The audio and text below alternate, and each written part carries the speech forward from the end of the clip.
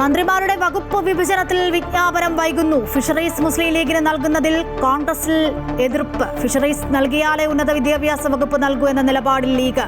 കൃഷി വകുപ്പിൽ നീരസവുമായി സിദ്ദിഖ്. ടേം വ്യവസ്ഥയിൽ അതൃപ്തി പരസ്യമാക്കി മാണി സി കാപ്പൻ.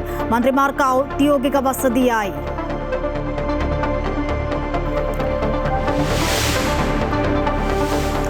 സംസ്ഥാനത്തെ ധനസ്ഥിതിയിൽ ധവളപത്രം ഇറക്കുന്നതിന് സമിതിയെ നിയോഗിച്ച് വി.ഡി. സർക്കാർ. 10 ദിവസത്തിനകം റിപ്പോർട്ട് സമർപ്പിക്കണം. Doctor K M. ചന്ദ്രശേഖരൻ അധ്യക്ഷനായ സമിതിക്ക് ചുമതല. 10 വർഷത്തിന് ശേഷം സെക്രട്ടേറിയറ്റിലെ സമര ഗേറ്റ് തുറന്നു. ഈ മാസത്തെ സാമൂഹിക സുരക്ഷാ പെൻഷൻ വിതരണം തിങ്കളാഴ്ച മുതൽ. സർക്കാരിന് നന്ദി പറഞ്ഞ് ആശാ വർക്കർമാർ. മറ്റന്നാൾ തലസ്ഥാനത്ത് വിക്ടറി റാലി നടത്തും.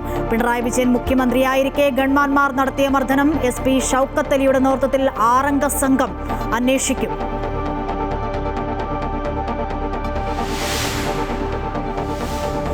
തിരഞ്ഞെടുപ്പ് തോൽവിക്ക് പിന്നാലെ CPM-ൽ നേതൃത്വത്തിനെതിരെ രൂക്ഷ വിമർശനം. MP ഗോവിന്ദനെ മാറ്റണമെന്നും കണ്ണൂർ ജില്ലാ കമ്മിറ്റി പിരിച്ചുവിടണമെന്നും തിരുവനന്തപുരം ജില്ലാ സെക്രട്ടേറിയറ്റിൽ വിമർശനം.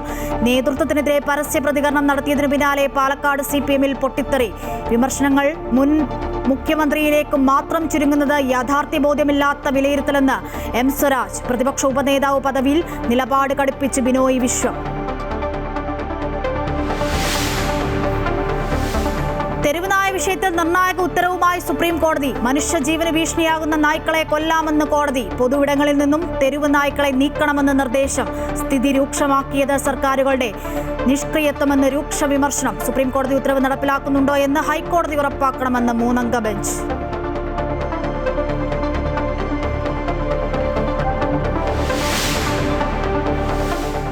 ഇന്ധനവിലയിൽ വീണ്ടും വർധനവ്. പെട്രോളിനും ഡീസലിനും 90 പൈസ വീതം കൂടി. ഒരാഴ്ചക്കിടെ വില കൂടുന്നത് 2ാം തവണ. രാജ്യത്ത് ഇന്ധനക്ഷാമമില്ലെന്ന് ആവർത്തിച്ച് കേന്ദ്ര സർക്കാർ. ഇന്ത്യയിലേക്കുള്ള ഇന്ധനവുമായി ഒരു കപ്പൽ കൂടി ഹോർമൂസ് കടലിടുക്ക് കടന്നു. ഇറാനെ ആക്രമിക്കുമെന്ന പ്രഖ്യാപനം താൽക്കാലികമായി പിൻവലിച്ച അമേരിക്ക. നീക്കം ഗൾഫ് രാജ്യങ്ങളുടെ അഭ്യർത്ഥന മാനിച്ചു. അഫ്ഗാനിസ്ഥാനെതിരായ പരമ്പരയ്ക്കുള്ള ഇന്ത്യൻ ടീമിനെ ശുഭ്മാൻ ഗിൽ നയിക്കും. ഏകദിനത്തിൽ കോഹ്ലിയും രോഹിത്തും ടീമിൽ. സഞ്ജു സാംസൺ ടീമിലില്ല. IPL Rajasthan Royals Lucknow super ജയന്റ്സിനെ നേരിടും. ഫിഫ ലോകകപ്പിലുള്ള ബ്രസീൽ ടീമിൽ ഇടം നേടി നെയ്മർ.